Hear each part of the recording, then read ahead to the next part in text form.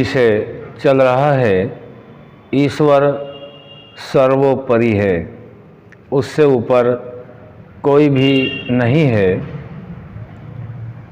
हमने पीछे जाना है, जो ईश्वर का शुद्ध स्वरूप है वही प्राप्ति की कामना करने के योग्य है। शुद्ध स्वरूप की प्राप्ति होने के उपरांत कोई भी पदार्थ अप्राप्त नहीं रहता। प्राप्ति के पश्चात आज का विषय है परमात्मा के शुद्ध चेतन स्वरूप को धारण करें।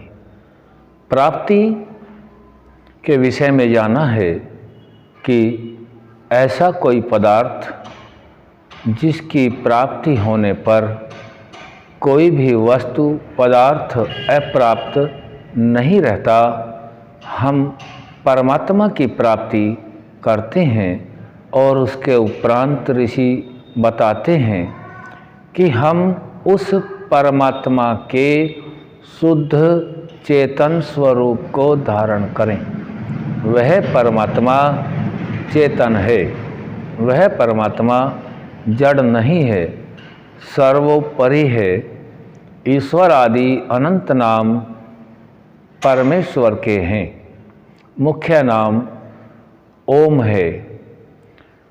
शुद्ध चेतन स्वरूप को धारण करें।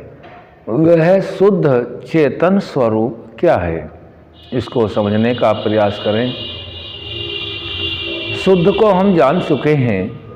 मनुष्य से उसकी तुलना करके बहुत से ग्रंथों में देखा जाता है जो मनुष्यकृत ग्रंथ हैं। मनुष्य के अंदर अशुद्धियाँ होती हैं, जबकि मनुष्य अल्प ज्ञान वाला अल्पज्ञ होता है और सेवक होता है। परमात्मा सर्वज्ञ, सर्वज्ञानी, सर्वव्यापक रहता है। आदि आदि हम यह जान चुके हैं कि वह परमात्मा चेतन है, वह जड़ नहीं है। जड़ और चेतन का भेद हमें जब विदित हो जाएगा तभी हम परमात्मा के शुद्ध चेतन स्वरूप को धारण करते हैं। पिछली बार हमने जान लिया है कि परमात्मा की प्राप्ति करें, कोई भी पदार्थ अप्राप्त न रहे। इसके उपरांत जब परमात्मा की प्राप्ति हो उसको धारण करें। जैसे धारण करना, वस्त्रों का धारण करना, अच्छी बातों का धारण करना, ग्रहण करना और अपने अंतरात्मा में उसको हर वक्त याद करना, यह धारण करना है। वह परमात्मा किसी वस्तु पदार्थ, किसी जड़ तत्व का न तो नाम है और न किसी जड़ पदार्थ में उसका आगमन हो सकता है, क्योंकि जितने भी पदार्थ हैं वह सभी पदार्थ उसी परमात्मा के सामर्थ्य से बनाए हुए हैं। जो मनुष्यों के कल्याणार्थ परमपिता परमात्मा जो सर्वोपरि है उसने रच रखे हैं। शुद्ध चेतन स्वरूप यदि वह नहीं है तो इसका निर्माण नहीं हो सकता। वह चेतन है, आत्मा भी चेतन है। आत्मा अल्प सामर्थ्य वाला है और परमात्मा जो सर्वोपरि ईश्वर है वह अनंत सामर्थ्य से युक्त है और चेतन है, जड़ नहीं है।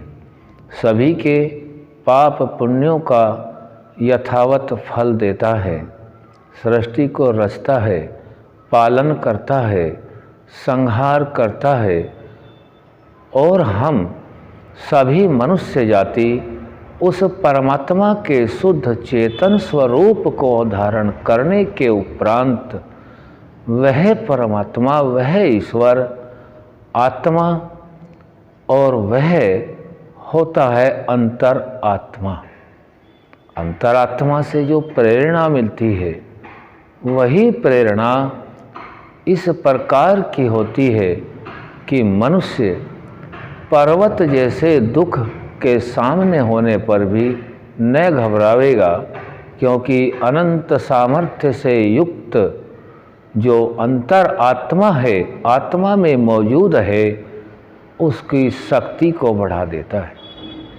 आत्मा की शक्ति, आत्मा का बल इतना बढ़ता है, हम सही प्रकार से परमात्मा के शुद्ध चेतन स्वरूप की प्राप्ति के लिए प्रयास करते हैं और उसको हम धारण जब करते हैं, धारण करने के पश्चात वह जो आत्मा और उसका नाम अंतर आत्मा, आत्मा के अंतर, आत्मा में रहने वाला, जो आत्मा में मौजूद है अंतर आत्मा, मनुष्य के आत्मा का बल इतना बढ़ता है कि वह कठिन से कठिन परिस्थितियों को भी सहजता से सहन कर सकता है।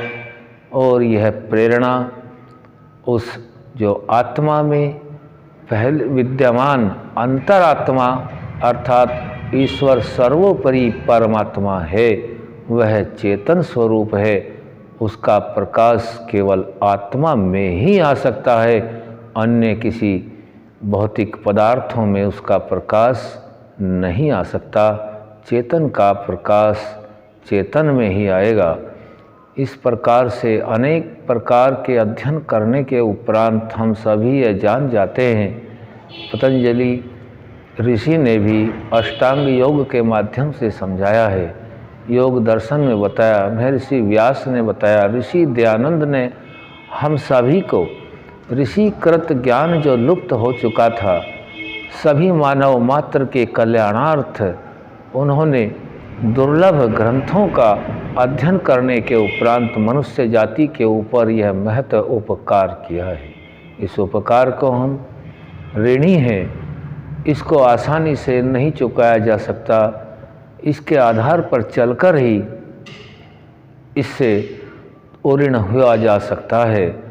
आधार ऋषियों का ज्ञान जो वेद सम्मत है, तो हम सभी यह जान लें, जानने का प्रयास करें, कोशिश करें कि वह परमात्मा अर्थात ईश्वर जो सर्वोपरि है, वह कोई जड़ वस्तु नहीं है, वह शुद्ध है और उसका स्वरूप चेतन है। शुद्ध है और स्वरूप चेतन है, हर वक्त आत्मा के साथ रहता है। कोई भी पल ऐसा नहीं, कोई भी कर्म ऐसा नहीं, किसी भी समय किसी भी स्थान पर कैसे भी किया जाए, वह जो आत्मा के अंदर अंतरात्मा अर्थात परमात्मा है, सब कुछ यथावत जानता है और ठीक ठीक न्याय करता है। हम सभी ने इस विषय को जानने का प्रयास किया है। आज यहीं तक, आगे फिर रखेंगे। ओम शम।